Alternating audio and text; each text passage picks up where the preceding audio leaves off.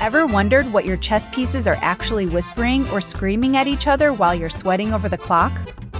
Welcome to a chess masterclass where the strategy is deeper.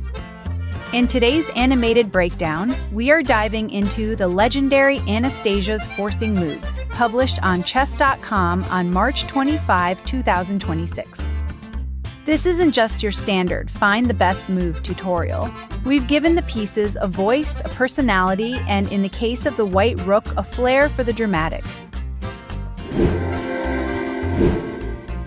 Gentlemen, ladies, and miscellaneous wooden structures, please direct your attention to the center stage. I'm about to jump over several of my own problems. Can you just move already? My wood is getting dry just listening to your monologue. Art takes time, you rusty chimney. Watch me wall off this king and make him question his life choices. Check. And look at that, I've officially turned G8 and G6 into no-fly zones. You're welcome, team. Wait, where am I supposed to go? My palace has become a closet. Oh, suck it up, Your Majesty. Just slide to the right. It's like the cha-cha slide, but with more impending doom. Fine. I'm in the corner. I'm in my dark place. Nobody can see me here, right? I'm invisible. Invisible? Buddy, you're glowing like a neon sign in a dive bar, and I'm the bouncer. Do it, H1. Give him the old H-file special. With pleasure. I've always wanted to go out in a blaze of glory, tell my wife, the other rook, that I left the stove on. Check again. I'm literally sitting on your lap, Kingy. What are you going to do about it? That's it. You've ruined my drapes. You've stepped on my toes, and now you're touching the royal person. You're toast. There. Problem solved. I'm a warrior king. I'm a beast. Wait, why is everyone on the white team smiling? You idiot. You just opened the H-file. You didn't solve the problem. You invited the rest of the problem over for dinner. Dinner is served, and the main course is regicide. Don't forget, I'm still here. I'm the gatekeeper. You can't run to G8 or G6, Your Majesty. You're stuck in the hallway. Step aside, knight. I have a date with destiny in a very narrow column of squares. Checkmate. Anastasia sends her regards. Don't bother getting up. The game's over. But I have a queen on B5. We were winning. We had a battery.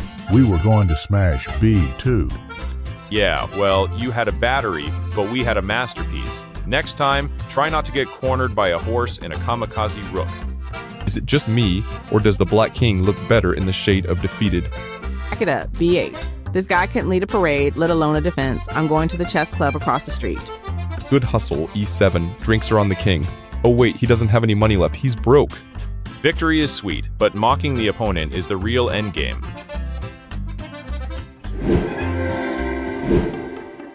Welcome everyone to today's masterclass where we are analyzing the chess.com puzzle titled Anastasia's Forcing Moves, published on March 25, 2026.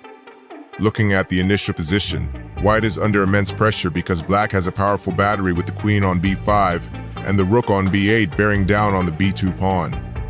While it might look like White is on the verge of collapse, we actually have a force sequence that utilizes one of the most aesthetic patterns in chess, Anastasia's mate.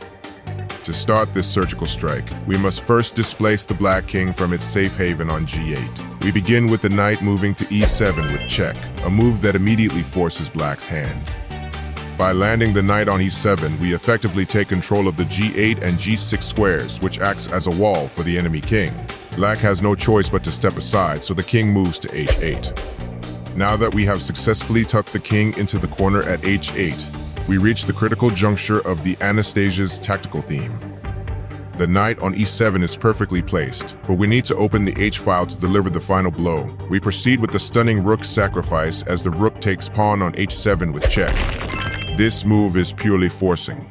It leaves Black with no defensive options other than to accept the gift. By sacrificing the rook on H7, we are clearing the path for our second rook to join the fray. You'll notice that despite Black's material advantage and the looming threat on B2, their king is now completely exposed. The king is forced to capture, so the king moves to H7, taking the white rook. With the king now sitting on H7, the geometry of the board has shifted entirely in White's favor. The Black King is trapped in a deadly corridor because our knight on E7 is still guarding the escape squares on G8 and G6. This is the hallmark of the tactic we are studying today. The knight acts as a gatekeeper while a heavy piece delivers the finishing strike along the edge of the board. All that remains is to bring our final attacker into the game. We move the rook to h3, delivering checkmate. The rook on h3 slices through the h-file, and because the king cannot retreat to the g-file due to the knight's influence, the game ends immediately. In conclusion, this puzzle serves as a perfect pedagogical example of how piece coordination can outweigh raw material value. Even though black was winning according to the engine if they could just get one more move to strike at b2, white's forcing sequence rendered that counterplay irrelevant. The combination of the knight's positioning and the rook's linear power created a trap from which there was no escape. It is a reminder to always look for these forcing moves when the enemy king is restricted by your minor pieces. Mastering these patterns allows you to spot wins in seconds that others might miss entirely. Would you like me to generate a similar tactical position where a knight and rook coordinate for a mating net to test your pattern recognition? If you love chess content that doesn't take itself too seriously but takes your ELO very seriously, hit that subscribe button and ring the bell. Drop a comment below. Have you ever pulled off Anastasia's mate in a blitz game? Which piece had the best dialogue in this video? What puzzle should we animate next? Thanks for watching!